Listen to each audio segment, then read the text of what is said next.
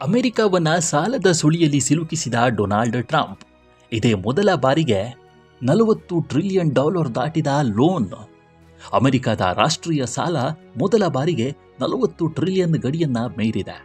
ಅಮೆರಿಕದ ಖಜಾನಾ ಇಲಾಖೆಯ ಮಾಹಿತಿಯ ಪ್ರಕಾರ ವಹಿವಾಟಿನ ಅಂತ್ಯದ ವೇಳೆಗೆ ದೇಶದ ಒಟ್ಟು ಸಾಲ 40.047 ಟ್ರಿಲಿಯನ್ಗೆ ಏರಿದೆ.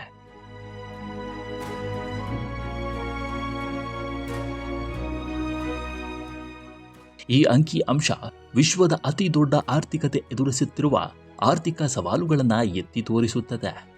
ನಿರಂತರವಾಗಿ ಬೆಳೆಯುತ್ತಿರುವ ಬಜೆಟ್ ಕೊರತೆ, ಸರ್ಕಾರಿ ಖರ್ಚು ಮತ್ತು ಸಾಲದ ಮೇಲಿನ ಬಡ್ಡಿ ಹೆಚ್ಚುತ್ತಿರುವುದು ಈಗ ಅಮೆರಿಕದ ಆರ್ಥಿಕತೆಗೆ ಗಂಭೀರ ಕಳವಳಕಾರಿಯಾಗಿದೆ.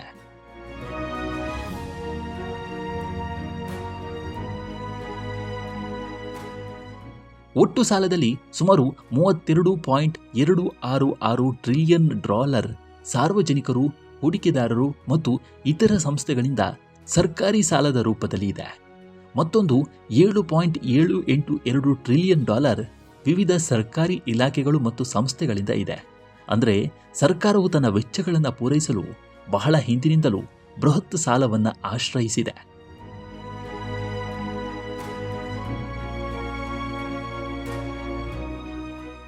ಎರಡು 2017ರಲ್ಲಿನ ಪರಿಸ್ಥಿತಿಯೊಂದಿಗೆ ಹೋಲಿಸಿದರೆ ಚಿತ್ರಣ ಇನ್ನಷ್ಟು ಸ್ಪಷ್ಟವಾಗುತ್ತೆ. ಡೊನಾಲ್ಡ್ ಟ್ರಂಪ್ ಮೊದಲ ಬಾರಿಗೆ ಅಧ್ಯಕ್ಷರಾದಾಗ ಹೋಲಿಸಿದರೆ ಅಮೆರಿಕದ ರಾಷ್ಟ್ರೀಯ ಸಾಲ ಈಗ ದುಪ್ಪಟ್ಟಾಗಿದೆ. ಯಾವುದೇ ಇತರ ಸರ್ಕಾರದಂತೆ ಯುನೈಟೆಡ್ ಸ್ಟೇಟ್ಸ್ ತನ್ನ ವೆಚ್ಚಗಳನ್ನು ಪೂರೈಸಲು ಆದಾಯದ ಅಗತ್ಯವಿದೆ. ಸರ್ಕಾರದ ಆದಾಯವು ಒಟ್ಟು ವೆಚ್ಚಕ್ಕಿಂತ ಕಡಿಮೆ ಆದಾಗ ಅಂತರವನ್ನು ಸರಿದೂಗಿಸಲು ಅದು ಸಾಲ ಪಡಿಬೇಕು.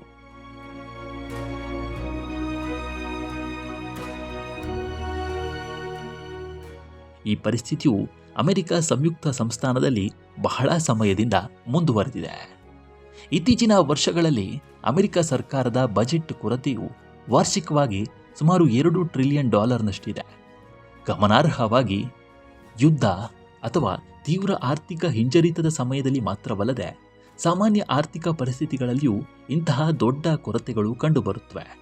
ಸರ್ಕಾರದ ನಿರಂತರವಾಗಿ ಹೆಚ್ಚುತ್ತಿರುವ ಖರ್ಚು, ತೆರಿಗೆ ಆದಾಯ ಮತ್ತು ವೆಚ್ಚದ ನಡುವಿನ ಅಂತರ, ಆರ್ಥಿಕ ನೀತಿಗಳು ಸಹ ಇದರ ಹಿಂದಿನ ಪ್ರಮುಖ ಅಂಶಗಳಾಗಿವೆ.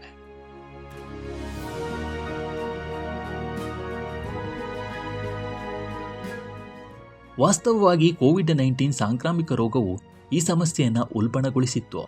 ಸಾಂಕ್ರಾಮಿಕ ರೋಗದ ಸಮಯದಲ್ಲಿ ಅಮೆರಿಕ ಸರ್ಕಾರ ನಾಗರಿಕರು, ವ್ಯವಹಾರಗಳು ಮತ್ತು ಆರ್ಥಿಕತೆಗೆ ಪರಿಹಾರವನ್ನು ಒದಗಿಸಲು ಭಾರೀ ಮೊತ್ತವನ್ನು ಖರ್ಚು ಮಾಡಿತ್ತು.